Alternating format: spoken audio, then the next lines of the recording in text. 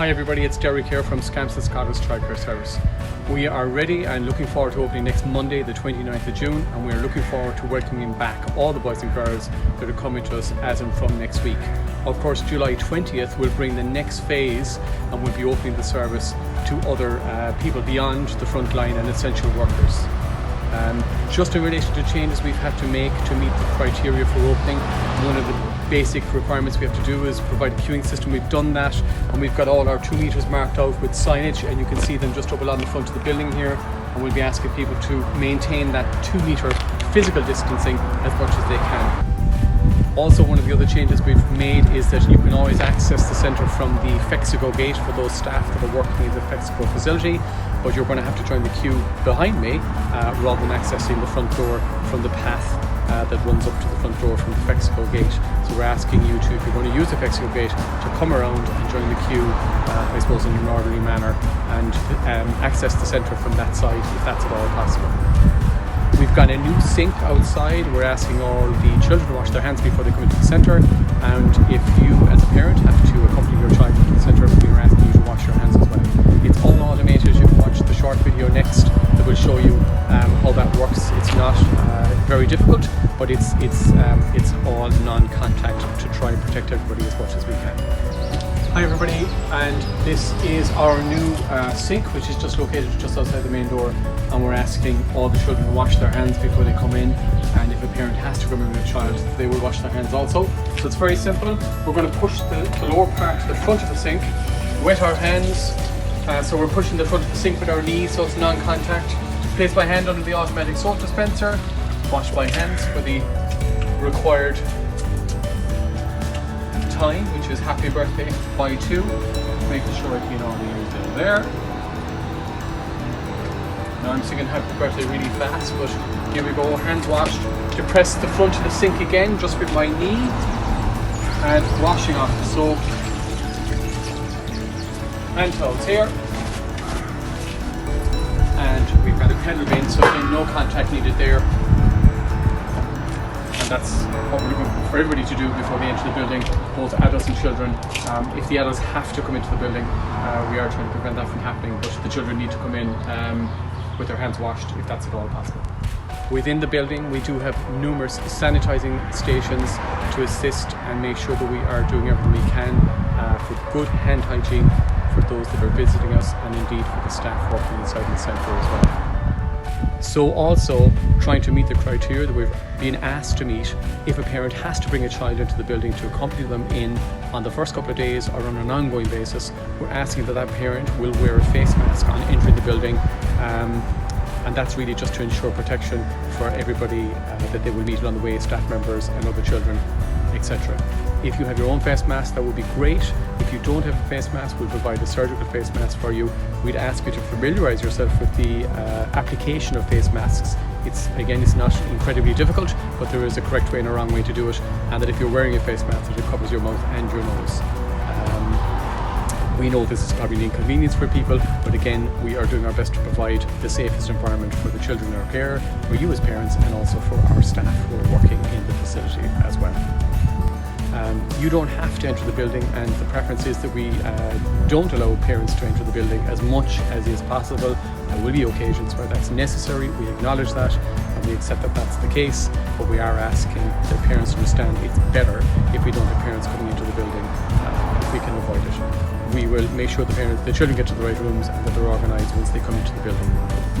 So once the children have washed their hands, they will be greeted at the front door by a staff member. The drop zone, which is between the 2 pillars behind me here, we're asking that only children enter that zone, and that the parents leave the child, go to the front door to meet the staff member there. Just as the child comes to the front door, the staff member will take their temperature with an infrared thermometer. 38 degrees or over is a problem for us, and we'll engage in a conversation with any parent if we have a child that presents with a temperature of 38 degrees or over. If you are an adult assisting a child and coming into the building with them, we will also take your temperature, and again, if 38 degrees is the temperature that is the reading we get from you, that's a conversation we're going to have, and it may limit your ability to enter the building. And again, look, we understand that this is probably an inconvenience and a new way to do business, but we are doing our best to make sure that we keep everybody safe during this pandemic. Just in relation to payments and in relation to fees, we were asking our parents if they could to either take the cash drop envelopes if that's their preference, but to take a bundle of those away with you. You can throw them in the letterbox of the building at any point in time. And also it's possible to ring in with your card details, and we can take payments over the phone as well when the administration staff are back from next week. Of course, you always have the option of doing online banking and do credit transfer from your own account to the Scamps Scholars account, and the details of that are in the information booklet that everybody should have, or we can provide those details to any parents that don't have them.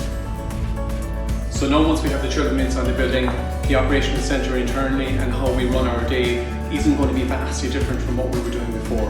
We always worked in a key worker system where we had children allocated to specific staff members within the building, and I suppose the pod system that is suggested or indicated by the government departments, Department of Children and Youth Affairs and TUSA, is an exaggerated version of what we would already do. We have good hand hygiene. We will encourage children to continue that through the day. Staff will be ensuring that they look after their own hand hygiene through the day. So once we get the children in the door and once we get the day up and running, we really don't see that we have a huge amount of challenges that are going to present themselves at that point onwards. So we have a new intercom system on the front door, and that's going to facilitate collection in the evenings, so that when you arrive at the centre to collect your child, again we'll be asking that you don't enter the building unless you absolutely have to. So by depressing the button on the front of the intercom system, you'll activate the intercom system where you can have a conversation with the staff member. All you need to do is indicate which child you're collecting, possibly where your child, which room your child is allocated to, and a staff member will bring your child to the front door and let them out into the zone in front of the front door. And again, we're asking parents just to stay back behind that white line so we can create that 2 metre physical distancing between the staff member and the parent on collection. So that's about it. There aren't any huge changes in how we operate. We are really looking forward to opening next Monday, and we're looking forward to being busy for the summer. We're looking forward to being at full tilt in September. We will notify parents of any changes that might have to happen through the summertime, and indeed for the starting of the new school term in late August, early September. Just to say, look, we have worked really hard over the last 3 months to try and put systems in place that negate the risk. There is risk. There's no point saying we've eradicated it completely, because we haven't. But we have done as much as we possibly can from a systems point of view to make sure that we have a safe, secure environment for the children to come and be looked after and be educated, and that we were looking after our staff and our parents in the same way as well. If anybody has any questions in relation to coming back next week, or indeed coming back over the summertime, or for that matter starting September, you're always welcome to ring the centre on 066 976 2525.